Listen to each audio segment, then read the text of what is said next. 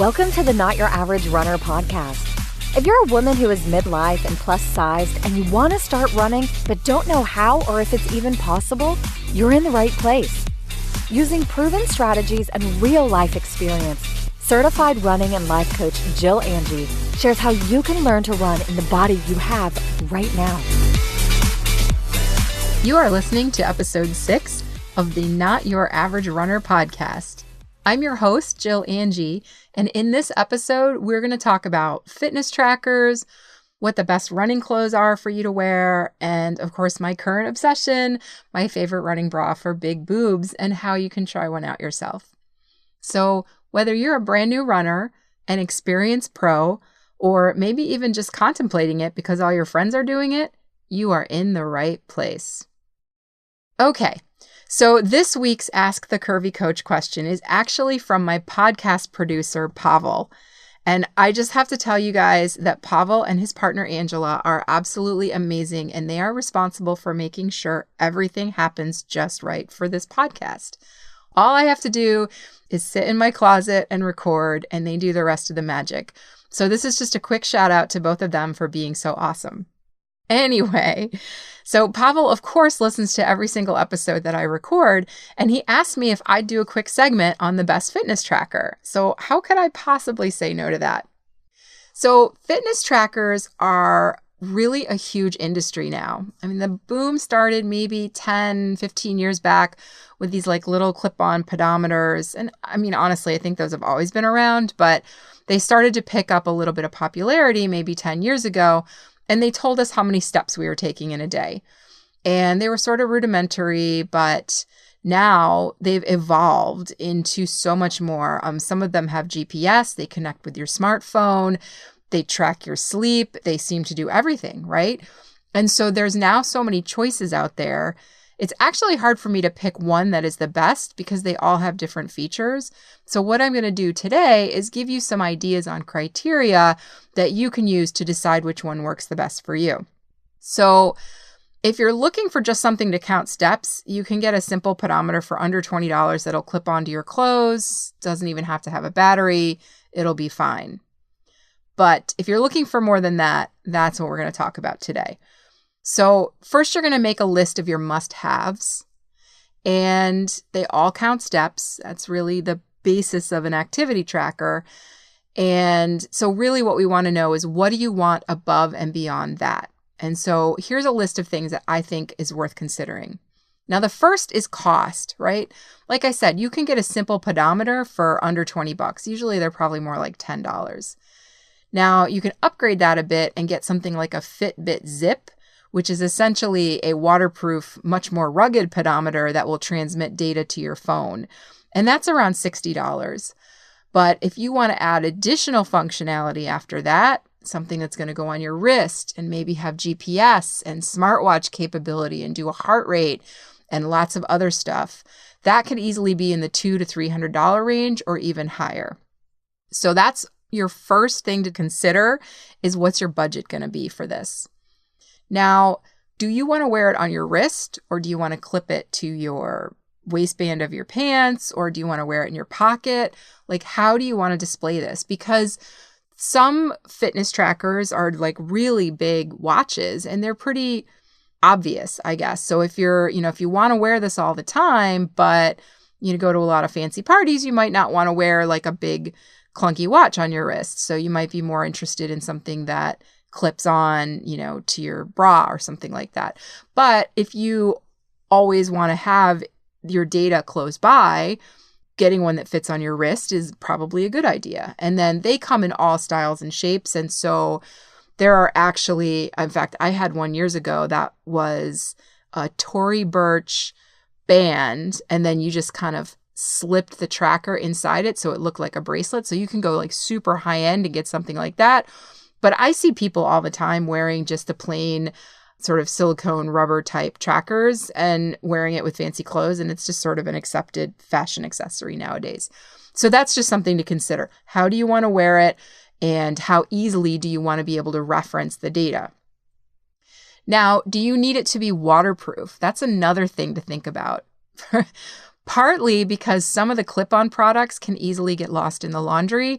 I've been there before. And by lost, I mean go through the washing machine. So if you're going to wear something that clips onto your clothes and you don't remember to take it off every night before you throw your clothes into the laundry, you might end up washing it. So that's something to think about. I would say, if you think you're likely to wash it, you might want to get a less expensive product in case you have to replace it. The next thing worth thinking about is how much information do you want on the display itself? So some Fitbits or other types of trackers will just display a series of dots that shows your daily progress towards your goal. And so if you set your goal as 10,000 steps, you might have 5 dots, and every 2,000 steps, another dot appears. Or you might want a more detailed interface that's going to give you the time of day. It's going to scroll through all of the data it's collecting.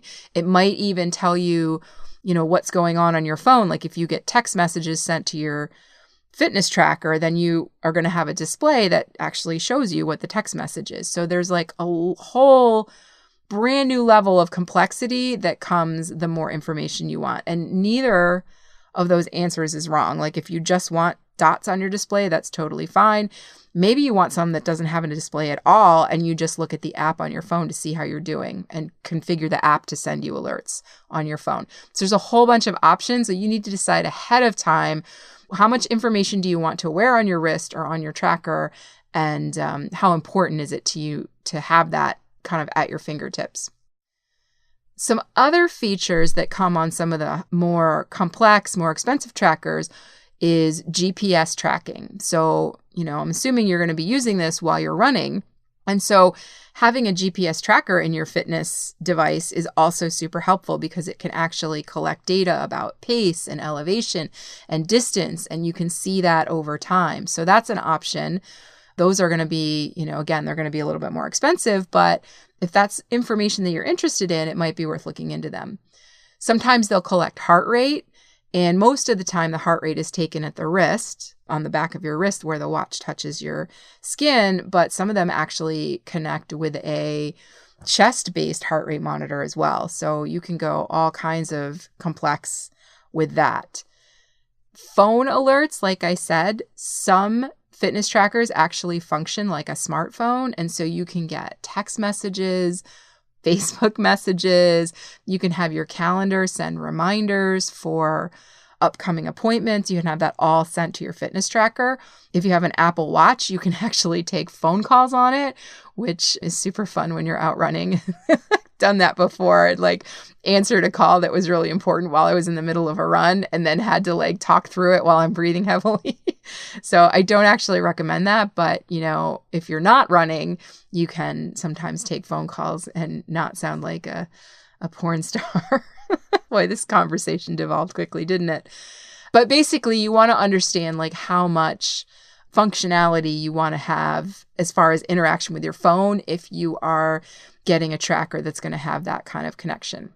And then finally, if you're getting anything more than just a super basic pedometer, they're almost all going to interact with an app on your phone. And now Fitbit and Garmin have amazing apps on the phone that will track over time. They'll track your steps and, how many flights of stairs you climbed. And sometimes they'll track your sleep and just a whole host of other information. And so if the app is easy to use, it's going to make your experience a lot better. So that's something that you might want to think about as well. Now, like I said, both Fitbit and Garmin have pretty much cornered the market on trackers and app functionality, at least in my opinion. And they both have an excellent range of options. So Fitbit is more, I think, for the general public, and they have more entry-level trackers. Like I said, the Fitbit Zip, which is basically just a super rugged pedometer. And then they have everything up to a smartwatch type that will have GPS and track your running data and all that good stuff. But it's still, in my opinion, a little bit more rudimentary than what Garmin has available. So Garmin doesn't have a lot of entry-level stuff, but they do have fitness trackers that will give you so much data about your running and your workouts that it's almost overwhelming. And the price comes along with that. So like I said, the entry-level Fitbit's about $60, and then they go up to, I think, about $300 or $350. whereas the entry-level Garmin is probably $100 to $150, and I think they go up to about $700. So it all depends on what you're looking for. If you just want something that's going to track your steps and give you some sort of idea on how much activity you're getting over time, I think Fitbit's a great way to go. Grab a Zip or grab an Alta, and they're both $100 or less, and you should be good to go. If you want a little bit more data for your runs to track your performance over time, then you might want to head towards a Garmin. And Nike and TomTom actually have nice products as well. I've never used them personally, so I can't speak to them, but I've heard really, really good things. It's just that Fitbit and Garmin are the ones that I've used personally.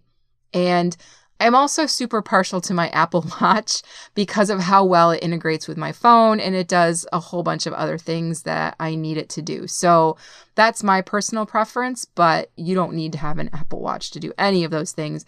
And you can get a lot of functionality for a lot less expensive and a lot better battery life, to be frank.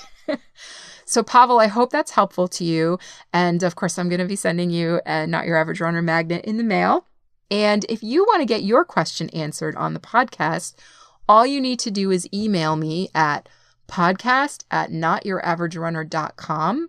I'm going to pick a different question each week to read and answer, and you can actually ask me anything you want. So if I pick your question to answer on the show, I'll also send you a Not Your Average Runner car magnet to proudly display on your car or on your fridge or on your whiteboard at work or your filing cabinet, wherever you want to put it. Okay, so this week's topic is how to dress for running. And we're actually going to cover two aspects of your running wardrobe this week. The first is exactly what you should wear, in my opinion, and in my experience of working with hundreds of clients. And interwoven throughout that discussion, we're also going to talk about going out in public wearing Lycra and spandex and how you can sort of get over any fears that you might have about maybe exposing more of your body than you are used to. Now, if you've read my book, Not Your Average Runner, which you can get on Amazon, you know how I feel about going out in public wearing Lycra. But for those of you that haven't, I'm going to review it right here on the podcast. And so I hope that this is helpful to you. And of course, if it is, I'd love to hear about it. All right, so let's start with running clothes. To start with, your running gear needs to be made of synthetic material. And that, I mean, everything from your socks right on up to your shirts and your bras, your tights, your underwear, everything. Like even your headgear, like if you wear a hat or something, I would suggest having that be at least partially synthetic. And the reason is because synthetic materials breathe and they really allow moisture to escape. They don't trap the moisture and heat. They actually are designed to allow it to just sort of evaporate more quickly. Cotton is sort of a terrible fabric for running gear. Just stay away from it. It traps the heat, it gets soggy, and it's like if it's a hot day, it's uncomfortable and it's going to make you chafe. So always run in synthetic material running gear. Now, the question about whether you should run in tights versus shorts or sweatpants, I am always 100% going to say you're going to be more comfortable in running tights. This is because they cling to your body, and this means that you have a much lower chance of chafing, right? So sweatpants or yoga pants or loose shorts that have a seam between the legs will rub on your thighs as you run, right? They also, if they're shorts, they tend to like ride up in the crotch. And this is, probably should have done a TMI warning on this episode. We're going to get pretty real. That's like the worst feeling ever when you're running and you have to keep tugging your shorts down over and over again. It's going to throw you off. It's frustrating. It distracts you from the joy of running. It makes you super self-conscious because you're thinking everybody can see that my thighs are eating my shorts, right? So just don't go there. Yoga pants are marginally better because they're heavy enough to, not kind of get eaten by your thighs, but yoga pants and sweatpants are loose enough that you're going to have seams chafing your inner thighs. And again, that hurts. It hurts, especially on a hot day. So stick with tights, or some parts of the country call them leggings. And you'll be fine. And so tights actually come in all different lengths, from like ankles to right up to mid-thigh even. So just pick the length that suits the weather and your comfort level. Now, I usually run in capris during the spring and fall. And then in the summer, I'll run in tights that are a little bit above the knee, or even like a running skirt, which is basically running tights that have sort of a skirt over them. And they're actually super fun, and you can really express your personality because they come in lots of fun patterns. I'll have some links to some in the show notes that I like. From Skirt Sports is one, Sparkle Skirts is another. They're super fun. So that's what I'll run in the summer. And then in the winter, I usually go with full length tights if it's 40 degrees or below. And unless if it's below 20, I actually have some ankle length fleece line tights from Athleta that I love. And if they ever wear out, I will be brokenhearted because I'm not sure if they have that same model anymore. But I'll have to go check on that. I'm digressing again. By the way, I just love talking about running clothes. So just bear with me as I get distracted. So anyway, the thing that all of the running tights have in common is they all have a lot of lycra and spandex, which means that they stretch and they move with your body and they hold their shape really well. They're not going to get baggy and saggy and, kind of look like they don't fit properly. And most tights nowadays even have a little bit of compression, which means they're super supportive in all the jiggly areas. And this makes running feel a lot better. Because if you're out running and you have a nice big booty like I do, it can jump around with every step, right? And so that may be fun to look at for passersby, but it's not super comfortable. So tights with a little bit of compression can actually help keep any jiggling down to a minimum. Now, the same goes for your running tops, okay? You want something with stretch that hugs your body. You can actually go a little bit looser with running tops if you want, because there's less rubbing, like you don't have thighs chafing together. Although you may end up, if you're wearing like a loose t-shirt with seams in the armholes, you may end up getting a little bit of chafing on the inside of your arms. So I do recommend just going with lycra spandex for your running tops as well. And so here's a little bit of tough love. During the summer, I want you to make sure you use sleeveless running tops when it's hot outside, because the more skin you expose, the cooler you'll be and the more comfortable you'll be when you're running. Okay. So then you're not going to be like constantly thinking, oh my God, it's so hot, I wish I was done. If you're able to expose some skin, your sweat's going to evaporate faster. Your run's going to be a lot more comfortable. So I know exactly what you're thinking right now. You're thinking, Angie, there is no way I'm going outside in public and showing off my arms, right? So this is the deal. And this applies to running tights too. Wearing baggy clothes or just covering up your skin is not fooling anyone, okay? So if you are plus size and you don't, or even if you're not plus size, but you don't feel great about the size or shape of your body, it might feel emotionally uncomfortable to think about exposing it. And when I say exposing it, I mean either letting some skin show or even just wearing clothes that are form-fitting so that people can see the outline of your body. I totally get it. For real. I used to have those same thoughts and feelings, but I mean this from the very bottom of my heart. There is no magic running outfit that will camouflage the size of your body. I mean, in general, running tights do make you look a bit sleeker than, say, sweatpants because they compress you a bit and the material is thinner. And so, yeah, the outline of your thighs and butts are visible, but you do look a little bit smaller in form-fitting tights than you do in baggy sweatpants, okay? So, to a certain degree, tights are something that's going to make you look a bit sleeker. But then there's the trade-off of the full outline of your body being visible, which can make people feel uncomfortable. And then, of course, the same goes for your arms, right? Sleeves don't make your arms look any thinner. Nobody is under the impression that you have skinny arms just because they can't see the actual skin. So I want you to do yourself a favor and just allow yourself to be comfortable. Because the only thing that wearing baggy clothes or covering up all your skin does is, A, it's going to make you hot on a warm run day. It's going to expose you to chafing, right? So again, I don't think anybody wants chafing. It sucks. right? So that's A. And then B, it's going to give you the illusion that you're hiding, right? So baggy clothes give us this feeling that like, oh, you can't see me if I'm wearing baggy clothes. But first of all, that really is just an illusion. Everyone else can see what you look like, right? You're not fooling anybody. But here's the real truth bomb about that. Nobody cares. Nobody is looking at you. I promise you this. Everyone is so concerned with themselves. Like, how many people do you see taking selfies? They're not looking at you. They're looking at themselves in their phone, right? Especially at the gym. Drives me nuts. People are so concerned with themselves and how they look and what you're thinking about them that they don't have time to worry about how you look, right? They don't have more than a moment to spare to assess how you look. So worrying about what you look like to other people while you're running is literally giving strangers all this power over your thoughts and feelings about yourself. Complete strangers who probably aren't even looking at you. Seriously, like think this through.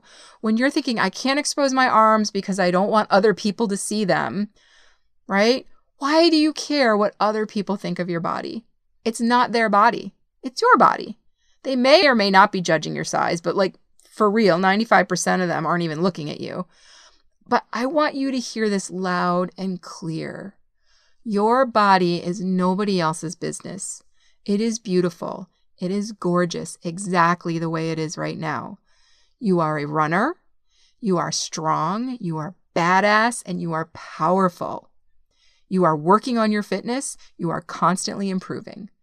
The size of your butt, the shape of your arms, all of it is irrelevant. It means nothing about your character, nothing about who you are or anything else. It's just a number. It's just data. Runners come in all shapes and sizes. Plus size is just one variety. That's it. So I really want you to do this for yourself and for me and for every other not so average runner that's out there. I want you to dress like you mean it. Dress like a runner. Like if you've heard that fake it till you make it, right? If you dress like a runner, if you wear the gear, you're going to feel more like a runner. So get the gear that's going to help you perform, not the gear that keeps you hiding your light from the world. Okay? So that is my tough love for today. My wish for you is to just relax, choose clothes that you feel comfortable in physically. And yeah, it might feel a little awkward the first time you go out running in a sleeveless tank top. But when you get to that end of that sweaty run and you're not miserable because you're like super hot and you're like, hey, I actually feel pretty good. Nobody laughed at me. Nobody pointed at me. Nobody said, hey, lady, you shouldn't be wearing a sleeveless tank top or a sleeveless running top. Nobody's going to say those things to you. You're going to get through that first run and you're going to be like, oh, what was I worried about? Okay. So relax. Choose the clothes that feel comfortable on you, that fit you well, that make you a better runner. And your challenge for this week is I actually want you to wear something on one of your runs that's going to make you feel a little uncomfortable, right? Like that sleeveless tank top that's been sitting in the back of your closet, pull it out, go for a run. Or the running skirt that maybe you bought because you thought, oh, this is so cute. But then you tried it on and you're like, people are going to see cellulite on my legs. I can't expose them to that. I want you to put on that running skirt and go for a run in it. And then whatever it is, see how you feel about yourself when you dress like a runner instead of like Rocky Balboa in gray sweatpants. Okay. I want you to be the peacock, be the Beyonce, wear those bright colors, wear those pretty clothes and show your personality. And then obviously I'm going to want you to post the pictures in the Not Your Average Runner Facebook group. And if you're not a member of the group, I know I say it on every podcast, but if you're not a member of the group, you can join at www.notyouraverage.runner.com/join the community. I hope to see you there. All right. So here's my current obsession. And actually have to be honest, it's a constant obsession. I'm always obsessed with this. It's Enel bras. Okay. This is by far the best running bra I've found for women who are a D cup or above. Okay. I'm an H cup. A proper running bra is not just a nice to have for me. It's an absolute necessity, right? I could knock myself unconscious if I don't wear a proper running bra. And the Enel bras, the Enel Sport Bra, locks down my boobs so there is virtually no movement whatsoever. And believe me, if you've ever felt uncomfortable, like if you're somebody who's out there wearing 2 sports bras so you can kind of keep everything locked down, you know what it feels like to have everything shaking and moving around. Very distracting. So these bras lock it down. Sometimes it feels like I have no chest at all, right? So one of the things I love about them is that they're front close, which means there's no more getting trapped in a sweaty sports bra and having to call for help. And you've all been there. You know what it's like. You get try to get it off over your head, or you try to reach around and undo it, and you're all sweaty. And next thing you know, you're tied up, laying on the ground in your bedroom, yelling for help, right? So the front close Enel, you will never have that problem again. They are thick enough. They're actually double layered. So there's no nipple show through when you're running, right? And so I apologize if there's some guys listening to this. This is a thing that women think about. And so the Enel bra will prevent that. They're super soft. And so chafing is usually at a minimum. Occasionally you might get some chafing, but it's nothing that you can't deal with some Body Glide or some moleskin. They have almost no stretch to them. Even though they're synthetic, they breathe well. They have almost no stretch, which again means no bouncing. And the bestest part is they just put out a racerback version. And I tried it out last week. It's amazing. And so now, of course, I'm obsessed with that. And the racerback is awesome because it actually, has a nice little cutout. And I wear it with some of my favorite KDK Active tank tops, and it just works perfectly with them. So if you're thinking of trying out an Enel, the sizing is different than on regular bras. So what you're going to want to do is go to their website, watch the tutorial on how to take your measurements around your rib cage and around your bust line. So make sure you get the right size, because they go from a 0 to an 8, which, like I said, I'm an H cup. They fit me really well. They actually, the size range is huge on these bras. So I've never met anybody that couldn't find one that fit them. Now, these bras changed everything for me. I discovered them in probably 2009. And I was reading an issue of the Oprah magazine, and she talked about how she wore them for her marathon. And I thought, if it is good enough for Oprah, it is good enough for me. And I ordered one immediately, and that I just never looked back. So seriously, if you're a D cup or bigger, I urge you to check them out. You can find a link to them, into those bras, in the show notes. And of course, you can find the show notes at notyouraveragerunner.com/6. I can't believe we're at episode 6 already. It's like half a dozen. That's a serious number. So anyway, the show notes, notyouraveragerunner.com/6. Well, our time is up again. This went super fast, and I'm so glad that you are here with me each week, listening to me rant and rave about running. Your presence means so much to me. Now, if you're anxious to get started with running, if you haven't quite started yet, I do have a free 1-week jumpstart plan to help you do exactly that. You'll get your first week of workouts along with a bunch of tips to help you get started. And I promise they're super easy and anyone can do them. So what you want to do, just trot on over to www.notyouraveragerunner.com/start and download the Jumpstart plan. After you've done that, make sure to check your email for the plan. And then after that, I'll be dropping in on you via email to give you some additional guidance. So again, that's notyouraveragerunner.com/start. And of course, the link will be in the show notes for this episode. And I promise it'll be super fun and you won't regret it. I'm so glad we're on this journey together, my friend. I wish you the best of running this week. Bye. Thanks for listening to this episode of the Not Your Average Runner podcast. If you liked what you heard and want more, head over to www.notyouraveragerunner.com to download your free 1-week jumpstart plan and get started running today.